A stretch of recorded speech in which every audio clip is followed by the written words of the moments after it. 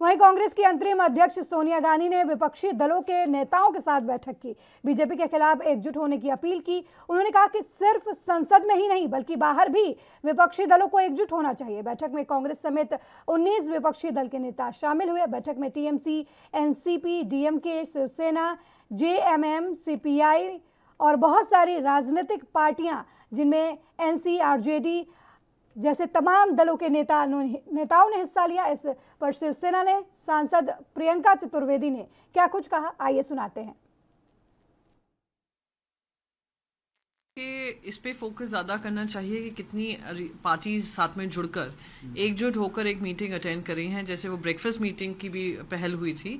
तो ये बहुत स्पष्ट होता जा रहा है कि केंद्र सरकार का जो अहंकार है, जिस तरीके से वो कोई मुद्दों पे बहस नहीं करना चाहते हैं, माई वे और द हाईवे अपनाते हैं, तो ऑपोजिशन को डेमोक्रेसी के लिए, प्रजातंत्र के लिए और संविधान को संभालने के लिए और उसकी देखरेख करने के लिए एकजुट होना जरूरी है और एक अम्ब्रेला में आकर कॉमन मुद्दों को जनता के सामने लाना बहुत मानती हूं कि सबसे महत्वपूर्ण बात यह है जनता के साथ रोज वार हो रहा है, गरीबी को लेकर हो, अनएम्प्लॉयमेंट को लेकर हो, अर्थव्यवस्था को लेकर हो।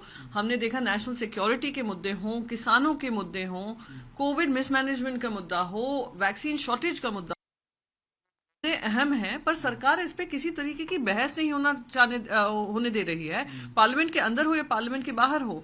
तो और प्राइस राइज जो सबसे इंपॉर्टेंट मुद्दा है, फ्यूल प्राइस राइज, जहां पे निर्मला सीतारमण जी ने भी आकर अजीब और गरीब बयानबाजी कॉन्फ्रेंस के माध्यम से, तो जनता के बीच पे अपनी आवाज रखना, जनता की आवाज बनकर उसको उठाना, ये विपक्ष की जिम्मेदारी होती है। चुनाव तो आते जाते रहेंगे, इंपॉर्टेंट ये है कि जनता की आवाज कहीं दबनी नहीं चाहिए। तालिबान महिलाओं के खिलाफ ही नहीं है, वो डेमोक्रेसी के खिलाफ है, वो टेररिज्म को आगे बढ़ाता है। उनके हाथ कितनी सारी चीजों में जो टेरर एक्टिविटीज की गतिविधियां होती हैं उसको प्रमोट करने में लगा है, लोगों को शूट डाउन कर देते हैं, और उसका ये गलत कंपैरिजन करना मैं मानती हूँ बहुत ही दुर्भाग्यपूर्ण है। और एक सीरियस अगर कोई नेता हो तो इस तरीके के कंपैरिजन करना बंद करेगा। एक चुनौती है हमारे देश के सामने कि पाकिस्तान, चाइना और अफगानिस्तान की तालिबान मिलकर हमारे देश के लिए आने वाले समय में हानिकारक हो सकते हैं, और हम सबको इसके बारे में चिंता करनी चाहिए, ना कि उन मुद्दों पे जो तालिबान को किसी तरीके से हमारी प्रजातंत्र से कंपेयर कर।